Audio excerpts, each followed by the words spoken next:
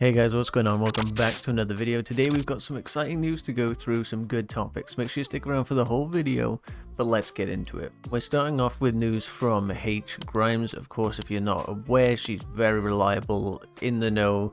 Try and follow it. I'm sure her account might be private at the moment, but I'm not sure. Give it a go, you get some good news through her.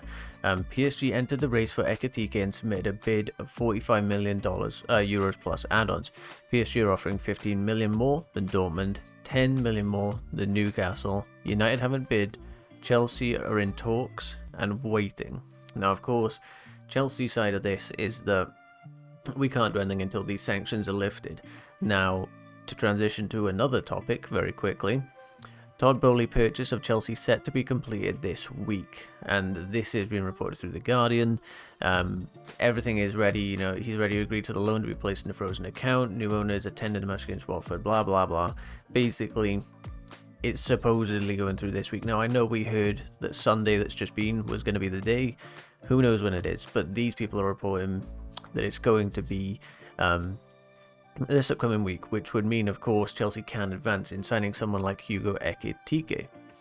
If you're not aware of who he is, let's take a little look at his stats. I have mentioned him on this channel before, but maybe some of you weren't subscribed or didn't see the video, whatever.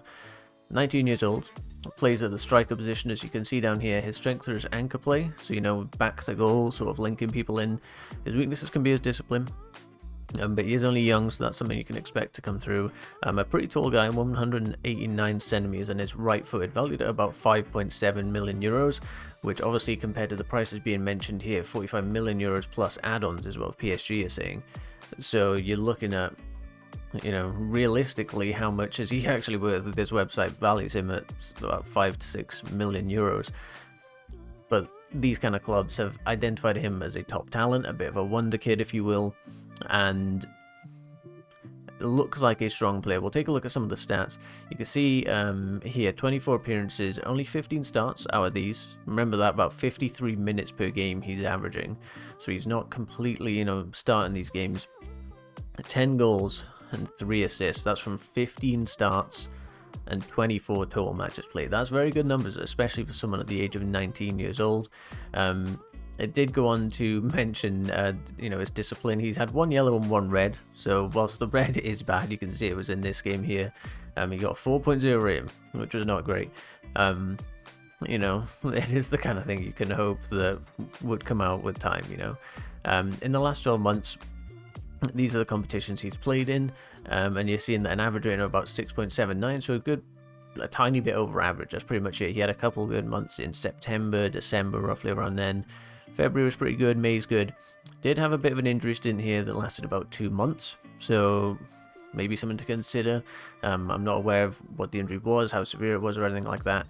But that is something to remember. This guy has had an extended period of injury, so keep it in mind when you're talking about him.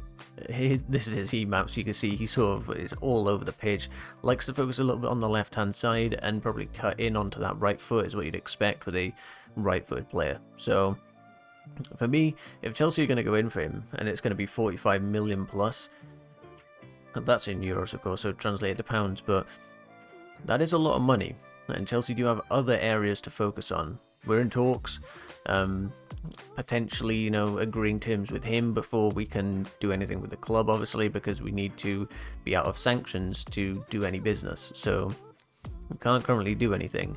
But his agent's talking with us, and Chelsea are in for a chance with him. But PSG have now put their bid in. So if Chelsea don't get this takeover soon, then I think it's going to be a problem if Chelsea have serious intent of going to get him. And we had, I'm pretty sure it might be in January maybe, that I made a video on him. Go and check that one out if you want. It's on the channel somewhere. But Chelsea have had long-term interest in this guy and could be the one for the future in the front line. Obviously playing a backup this next season if we got him or something like that. So something to consider. Then more news following from H. Grimes, as you can see here. She was asked about Dembele. This was on the 24th of February. This was one that I completely forgot to report. So we're a little bit away from it, but it's still relevant. If Lukaku moves, Dembele will go to Chelsea. If not, Dembele is going to PSG. He already has a verbal agreement in place. So it does look like Dembele to Chelsea is a lot closer than we think. It's basically done, right? Like when his contract ends, he'll be moving on a free. But it's if Lukaku moves, that will be when Dembele comes to Chelsea. So the scenario that I can see playing out is that Lukaku goes out on loan somewhere to pay some of his wages, so that Chelsea aren't bogged down paying all of his wages and all of Dembele's, and then look to sell Lukaku on the year after or something like that, if Chelsea don't want Lukaku. If they're going to try and persist with him, then Dembele will not be coming to Chelsea, it seems.